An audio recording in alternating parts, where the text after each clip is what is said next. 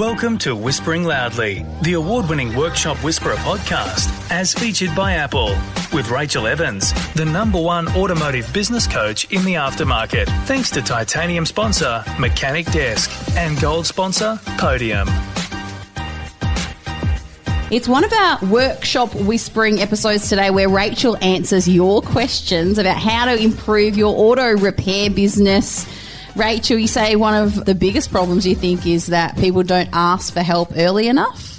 Yeah, that's right, Mel. It's quite a strange phenomenon, actually, because for myself, I know that the fastest way to help to get the answers that you need is by asking somebody that's a little bit further along than you, and that will turbocharge your learning and your understanding, and you can get to that answer that you need faster.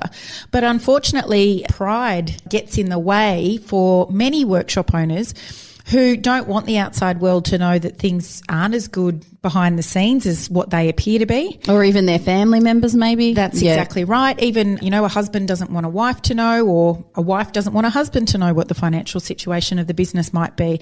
So they try and make do with the best they can, and often they get themselves in such a state, in such a hole, that it takes quite a bit to get out of that hole if they do eventually ask for help. And many won't ask for help, and unfortunately those businesses are lost, swallowed up by the aftermarket. So I'm really excited about the questions that we've got today from those, in some cases, brave workshop owners who have sent us a question. So a big hug to you. And today's first question comes from Simon in North Queensland. Simon says he feels like his biggest issue is knowing how to motivate his team so that his business can make more money. What do you suggest he does? Apart from, a prod of a cattle stick or something. Well, in North Queensland, he might have a cattle prod you might handy. be able to do that. Look, it's a great question and a common one, because team motivation, motivation comes in all shapes and sizes. And one of the biggest things for a workshop owner to realise is that you can't apply one motivation strategy across your team and expect that it'll work for everyone. You've got unique individuals amongst your team. Some of them are going to want structure. They're going to want a set of instructions throughout the day to keep them on track. Others are going to want to work autonomously. Some are going to be motivated by money, and we should always be careful of those ones, and we might get time at the end of this to come back and touch on that. But some will never be motivated to do more than turn up, do their very minimal effort and go home again, because they're just there. So do the tasks that are allotted to them, and then basically... And that's it. Yeah. Okay. So your first job as a workshop owner is to actually identify the individual needs of each different team member. So like for the ones that require structure, you're going to need a particular type of leadership employed with them. So you're going to have to be clear, you're going to have to be concise, and you're always going to have to be thinking ahead so that they have that structure. They can always, walk up to the whiteboard or up to the job board, look ahead in the computer to see what their jobs are. They want that kind of focus. They want to be able to check in with you. Some people like the interaction during the day.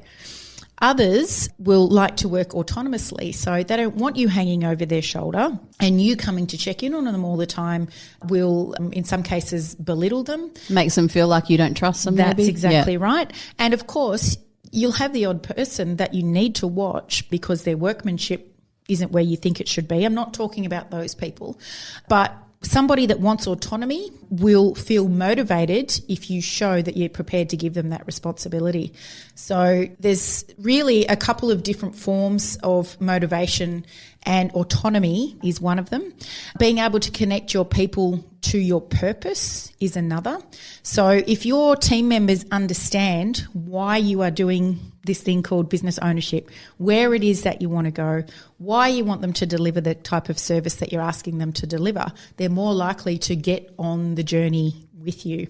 If you can't adequately convey your vision to them, they're just going to be confused. They're going to not understand your directions or why they should follow through with that. It's just going to be a bit of a mess, really. So if you don't know what you're doing, why should they? How can they? Yeah. That's exactly right. So you also have to work out what kind of leader you are. And this is not always comfortable for the owner to do, is to look inside themselves and say, well, how am I contributing to this? Is my leadership style ineffective? Am I being a laissez-faire style of leader where I don't like conflict and I don't really like giving directions, so I just stand back and hope that everybody works it out for themselves? The employee that likes structure is going to flounder under that style of leadership, especially. If you're too democratic, if you invite everybody's opinion, it's often hard to make a decision. You've got too many people at the decision-making table. So the style of leadership that I would certainly encourage is transformational. So you've got to be that leader that just through your actions and your words, everybody jumps in behind you and follows you along the journey of business ownership. And sometimes there's a little bit of work that you have to do to get there.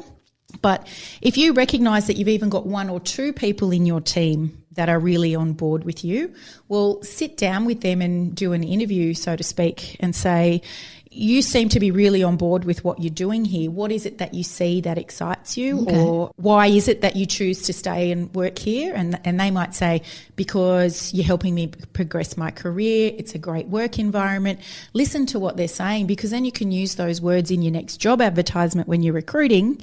Say, people love to work here because blah, blah, blah. And you'll find more of those motivated people. But if you've got people on your team that you know are not engaged with what you're doing and you've tried to bring them on board, you believe that you've, conveyed the vision to them and they're just not working out, you've got to move those people on. There's nothing that kills a culture faster than a toxic person who's not going to do anything more than, those tasks that you spoke about just before. And quite often they'll try and get the rest of the team to slow down to their level. Wow, okay. Because they don't want to stand out. So why are you going so fast, mate? Or, I see. Yeah. They feel threatened by other people. Yeah, right. That's right. So those type of people you're not going to be able to motivate without the dangle of money. And if you do dangle money in front of them, it'll only work for a couple of weeks. So unfortunately, there's been some studies that show that somebody that's motivated by money alone is 80% more likely to engage in deviant or devious behaviour. So you really need to think about how you offer financial incentives, and I encourage you to reach out to me if you're not sure what the best way is to remunerate your team. But you can also pick up some more information about motivation in a great book called Drive by Dan Pink. So lots of great tips in there around how to inspire that innate motivation, so a motivation that comes from the inside. Awesome. Our second question comes from Chris near Hobart in Tassie. He feels like his business went quite well before the last federal election and it hasn't yet recovered. He is in his 4th month of poor sales and he doesn't know what to do to drive more customers in the door. Can you suggest anything? I don't think there's a workshop owner across the country or in New Zealand either that hasn't been affected by an election at some point. It's one of those things that we mark in the X-Files because we don't quite understand why an election, whether it's state or federal, would stop people from getting their car serviced, but it does. And this last federal election a few months ago, it felt like our economy almost came to a halt. So I understand Chris's concern, and I have spoken to quite a few recently who don't feel like they've bounced back. Okay. So we need to I've spoken before about doing internal audits. So I'd check first of all what systems and processes you've got in place in your management software, your invoicing software, where you can send an email reminder or a service reminder via text message even, just to wake those people up and say, hey, you actually missed your service. And we don't want, anything to go wrong with your car that might be more expensive to repair in the long run. So, best that you pop in. So we need to go back to the customers that are late. And even if that means a phone call, if you've tried a couple of times and there's been no response, give them a call. It's not that we're hassling the customer. If you come from the perspective that you just want to do what's best, well, we know that them coming in on time is what's best for their car. It avoids costly repairs in the future. So that would be the first thing. The second thing would be to go outside of the reminder system and actually SMS to your customer database. When you do that, especially if you've got a few thousand people in your database, you'll normally get about half a dozen responses to a come in for your service now. We've got a few spots today, and that will get the ball rolling. The other thing is more of a long-term strategy, but start using your Facebook page, because I feel like I say this until I'm blue in the face, but in this day and age, all of our customers and potential customers have their phone in their hand or somewhere very close by for a large percentage of the day. So get some quality educating content going out on your Facebook page, and, put some funny stuff on there, put some educational stuff on there. If you were going to post 10 times a week, make 9 of them informative or funny and make 1 of them a call to action. We've got some spots available for a service today. Give us a call. Making sure that you put a call to action in there. But if there's one thing that I've learnt about the auto aftermarket when it comes to elections, is that it always does bounce back. It's just a matter of how long you can hold out for, which brings into play a bigger conversation, which maybe we can do in another podcast, Mel, around, how much emergency cash do you have on hand? Okay. Because I know that certainly most of the auto repair shop owners that I talk to have about 5 or 6 days of operating expenses in their bank account, not the 5 or 6 months worth that they should have. So those that look after themselves and think of the future will always be the ones that survive long term. Wow. I have to check my bank account. I think it's dwindling. Take a smoko and review us on your Apple Podcast app or wherever you listen. Such great advice, Rachel. And if someone is out there thinking, oh my goodness, Rachel could help me and my workshop, how can you tailor specific advice for someone? Well, you can email us, admin@workshopwhisperer.com, with your question, and we can answer it the next time we do Workshop Whispers.